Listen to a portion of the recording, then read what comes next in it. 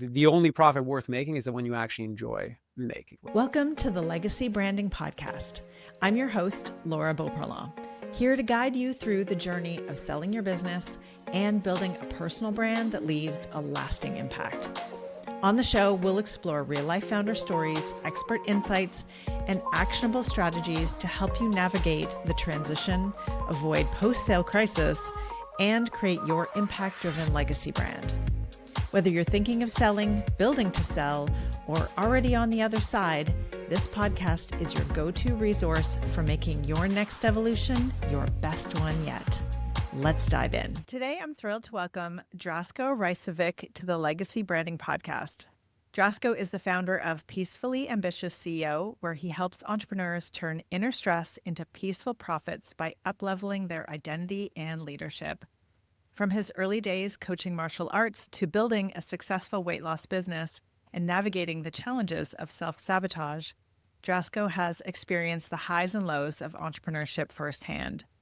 His journey led him to create Up-Level Mind, a coaching program and podcast that helps entrepreneurs uncover the personal challenges holding back their business growth. Drasko's work is dedicated to guiding high achievers through the mindset and emotional shifts necessary to reach their next level of success and fulfillment. Welcome, Drasko. Thank you. I'm very excited to be here. So you've had a fascinating path from coaching martial arts to running a brick and mortar business and now leading Peacefully Ambitious CEO. Can you share a little bit more about your journey and what led you to this work? So basically, it was two different paths coalescing into one. So I followed a very typical immigrant type of path as far as we immigrated to Canada when I was 8. School is like the be all and end all. You have to get A's, you have to get into university, you have to do that. And I did that, graduated, went to university, went to business school, followed all the things I was supposed to do. And then when I finished that, I was like, you know what? I don't really think this 9-to-5 thing is really for me. Like I was in a co-op program. So like I actually had experience like in jobs, at least at the starter level. I was like, I don't think this is really what's going to make me happy. Now, the whole time I was doing that, I started doing martial arts when I was 11, kept doing it all throughout my mid-20s, so through my university career, etc. And in that, like I essentially started coaching at 16. Like I was coaching the little kids classes, and that turned into like the teen classes, turned to the adult classes. And I really enjoyed it. I was there all the time. And I was like, you know what? This would probably be a good time to explore and see, can I actually make money with this thing that I enjoyed doing? So I started doing cardio kickboxing classes at night. People started coming to those. They started paying me for them. Like, you know what? I think I can probably make this happen. I'm going to make this business and then quit the job that I was working at that time. And quickly realized, you know what, like people were now starting to come to me for weight loss. And I'm like, I had my own struggles with weight, but I didn't have any formal education in it.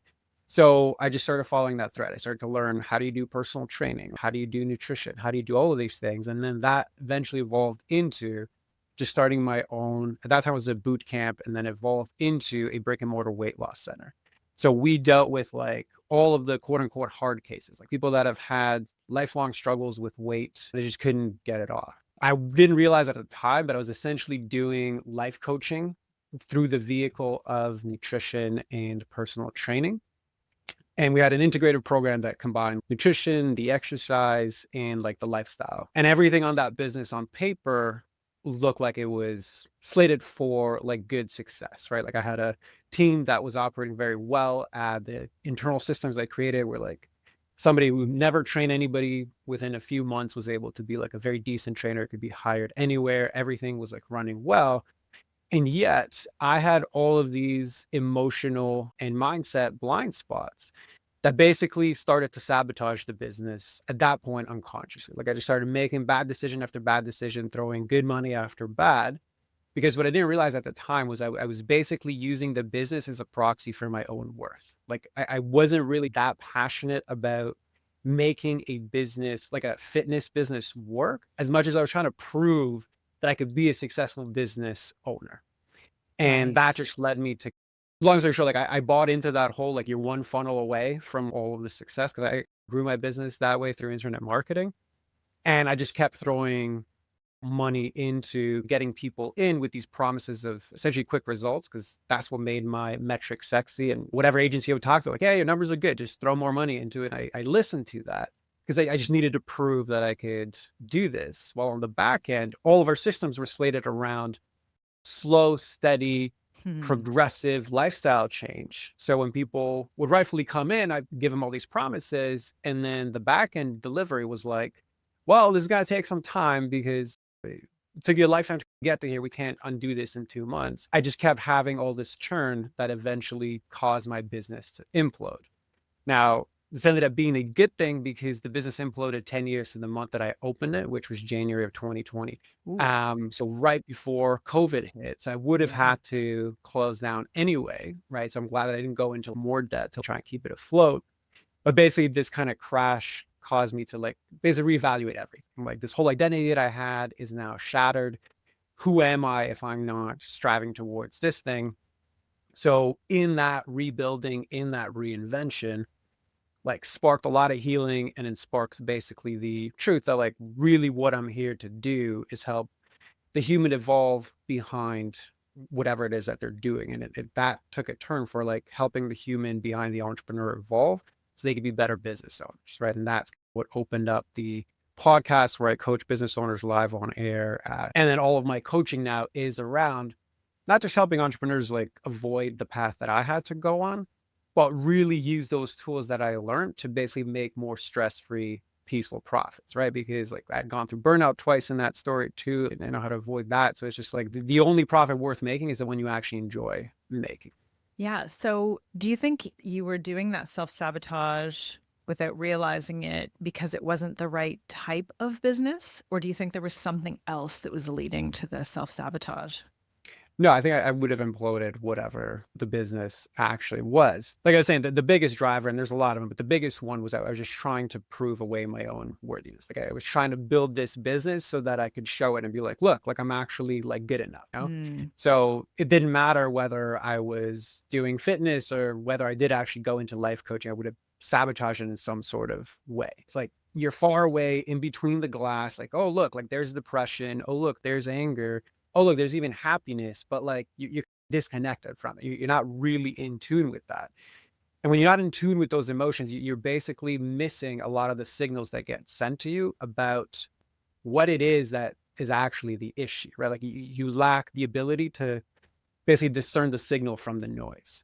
And because I was only listening to the noise, that's why I made all the decisions that I did, which ultimately led to it imploding. right. Do you think that's a common, like you work with entrepreneurs through this? So, is this a common thing that you're seeing that entrepreneurs are experiencing, that they're listening to the noise and not really the signals because they're disconnected? Yeah, 100%. Because the thing that gives you success is your ability to oftentimes to outwork your problems. This is also something that is very much celebrated in culture, right?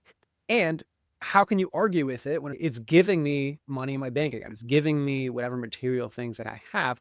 Why would this thing be bad? Now, inherently, it's not bad. Okay. And that's why the company now is called Peacefully Ambitious CEO. I have no issues with somebody wanting more, but if you are unapologetic about what you want and you are unapologetic about wanting more, okay, the only way that it makes sense, in my opinion, is if it's also something that's balanced with peace. Like Yeah. it's like, okay, like do you have a tendency to just behaviorally outwork all of your problems? At some point, that's going to crash, whether it crashes by you burning out or whether it crashes by you getting like a ceiling in terms of your business because now you're not delegating. Because if you delegate, you actually remove the identity piece that gives you your significance, which is I just outwork my problems. Well, if I got to let that go and focus more on surrender and like giving it to other people, well, now there's a part of me that's like, ooh, you're giving up the very thing that gives you your significance and value. Like that's a huge cost to actually ask the subconscious part of us to give up. Yeah. We work with a lot of people in that transition space. Maybe the business is failing, right? Maybe things are not actually going well and they're trying to figure out what do they do? At what point do you just stop, as you said, putting good money after bad? Or when do you sell your business? How do you figure out what is actually true or not? Because I think we're so bombarded by well, we should do things this way, or we should do it that way, or it is ego. And it's like getting to the truth for yourself. Like, what is your truth? What is important to you? What is driving you?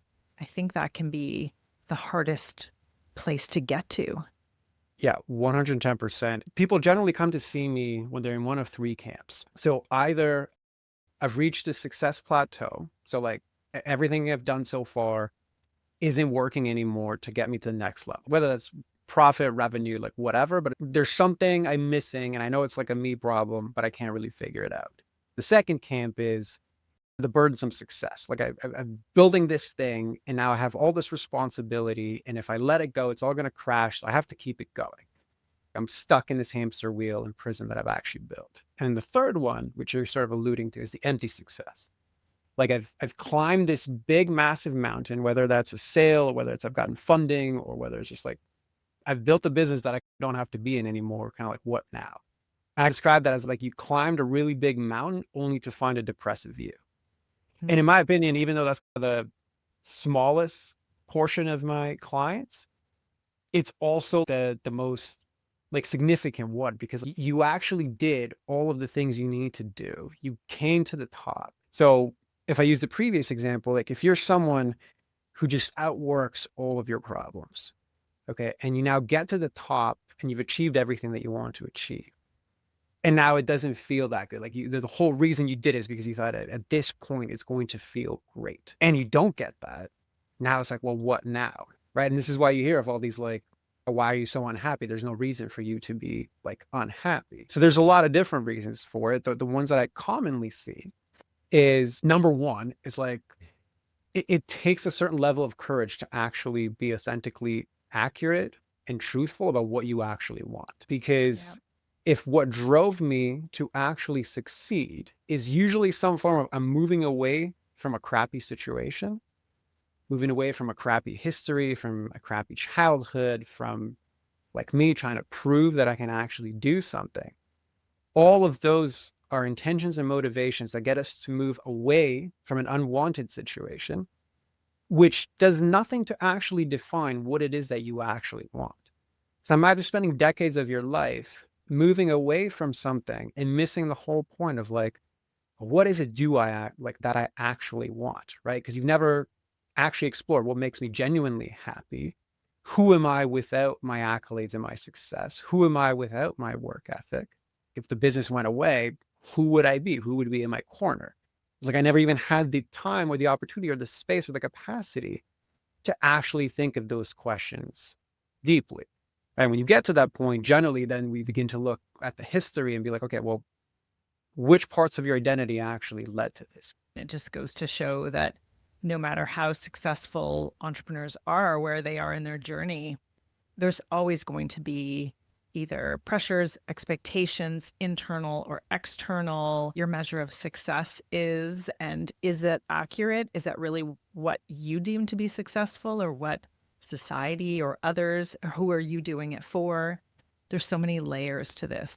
So you talked a bit about peaceful profits, and I think that's amazing. And you have this idea of turning stress into peaceful profits, and I find that even more intriguing. So can you share a little bit about how you help entrepreneurs make that shift? Because there feels like there's a big divide between stress and peaceful profits. So one of the big things that many entrepreneurs have to dive into when they make that initial transition from like, it's more or less me and maybe like a part-time team to now I have a full-time team and there's responsibilities and roles and all of those things. Usually that will squeeze out people-pleasing patterns that they might have. Okay. And now we all have these to certain levels and degrees.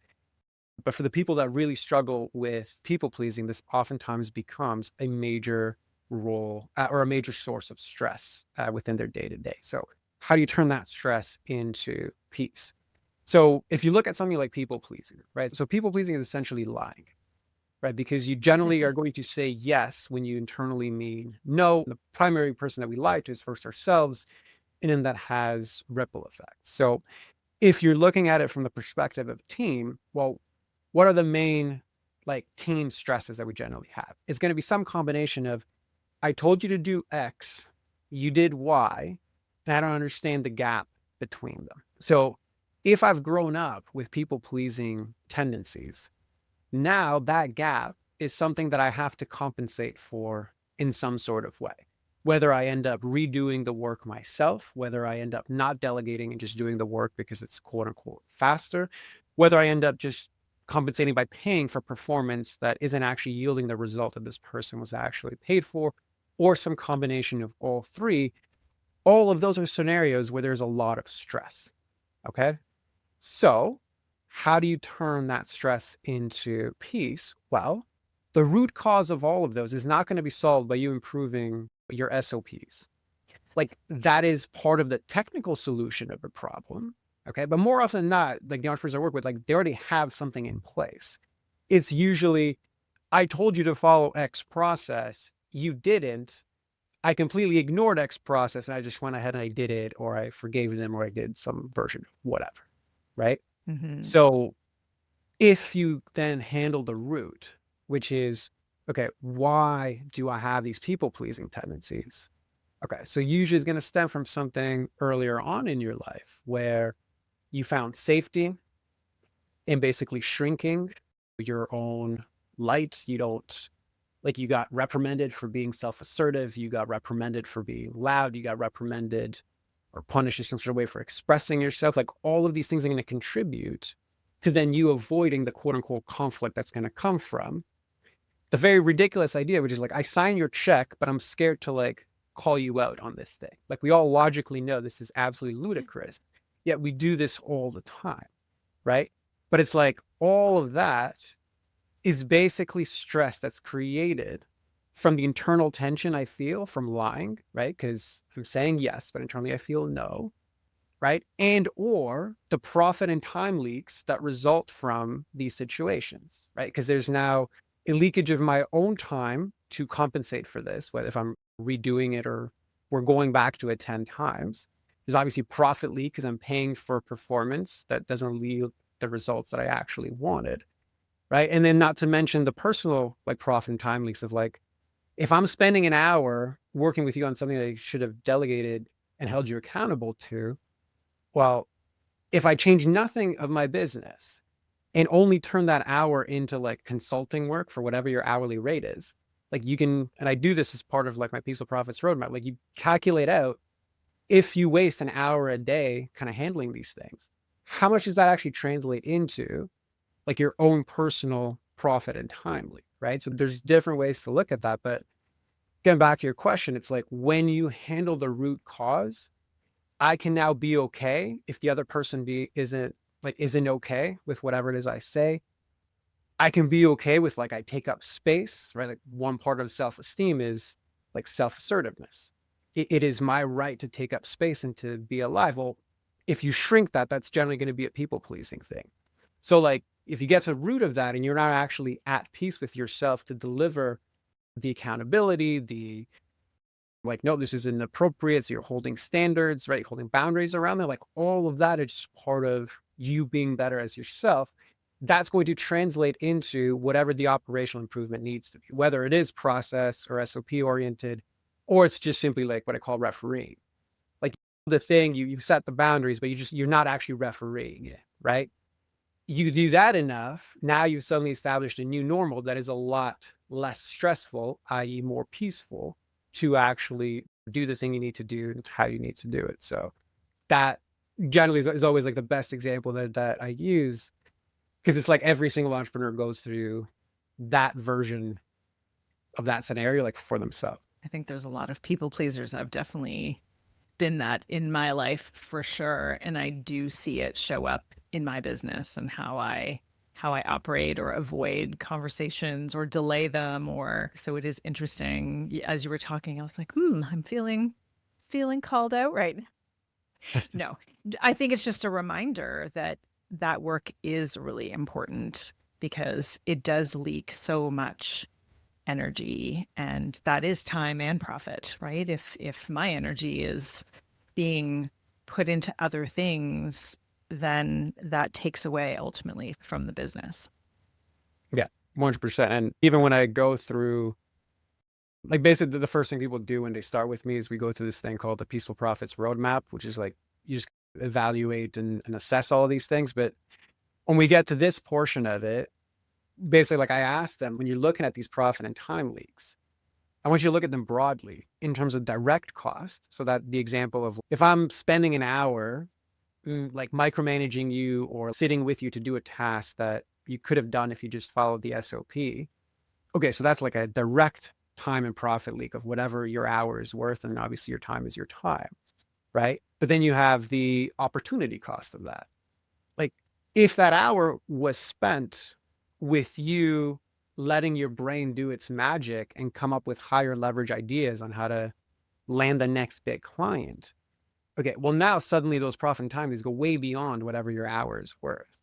Right. That's what I get to when we start to work with clients that are more established and they're moving into new roles as within their leadership and being a CEO or starting the company, whatever. It's like your brain significance now in its new role is actually having the space in the environment to be inspired to make new connections so that you can create the new thing. Right. And the example I always use is like farmers never made tractors. Like farmers were too busy farming. It was engineers that looked at that problem and then attached that to like the car and all that. And they made tractors, and now tractors, totally revolutionized farming. So like you need to be that person that can look at it from the outside and can figure out how do I add tractors to this farming problem. Right. So going back to that whole thing of, yeah, it's not just a direct profit and time leaks. There's a huge opportunity cost on there. It increases the more you move into that kind of CEO leadership role, because really that becomes the essence of your work, right? And your work looks a lot more like I just sit here, and to the outside person, it looks like I'm doing nothing, but you're actually doing the most high leverage work possible, which is coming up with the solutions that your business needs is going to actually take it whatever to the next level or closer to what you define as success, right? And that's again to a different conversation, but yeah, Yeah, just I love elaborating on that. that because it's such an important point. Yeah, and I think that just as you described the farming tractor, it's such a great example because you can really visualize like what this work allows for. Are you the farmer, the worker, or are you the one designing and creating and innovating the tractor to change the industry? And that's the difference. And that's where most entrepreneurs or founders need to be in their business. Well, especially when you get to a certain stage, like early, like you need to Yeah. be the farmer and the engineer and the admin. That's just part of the thing, right? But it's like that's usually not the people that I work with. Like I work when you've reached the end of that rope, whatever that looks like for you. Like for some people, it might be like I have funding and now I got to figure out what we're going to do with this whole money. For others, it might just be we grew it to here. Like everybody will get like their own path towards that. But it's like the whole like people come and see me when it's like, what got me here is not going to get me there. And there is creating the tractor. So yeah. Yeah, absolutely. So, this podcast is all about legacy. So, what does legacy mean to you? And how do you see the work that you're doing now really creating that impact for entrepreneurs, the entrepreneurs that you serve?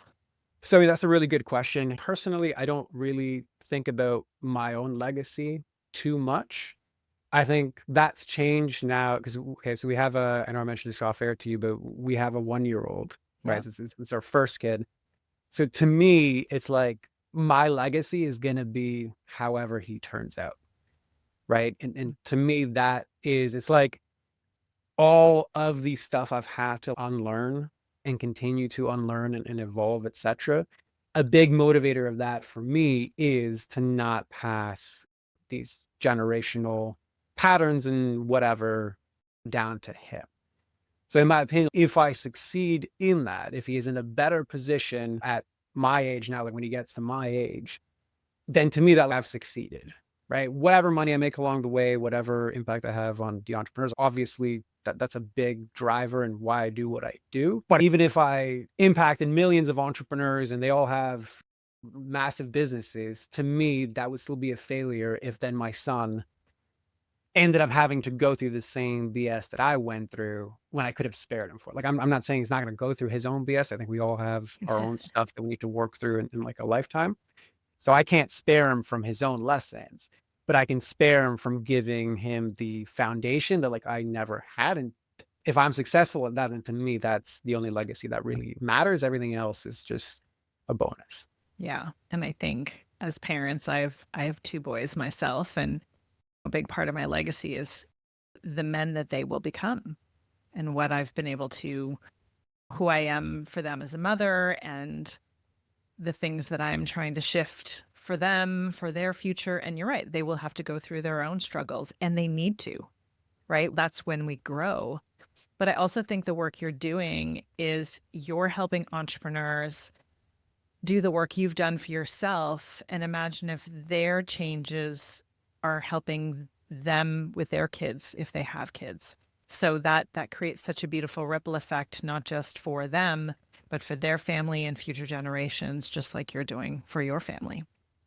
Yeah, 100%. And I think even the way you word it of like, I'm raising good men, I think that's basically the essence of what I was trying to say, but put much more succinctly. So I think I will use that in the future. You're welcome to it. Well, our boys are older. They're 13 and 17. So I've had a longer time to probably think about it. And my husband and I have lots of conversations. It's not that we're raising great kids, we're raising these boys to become amazing men.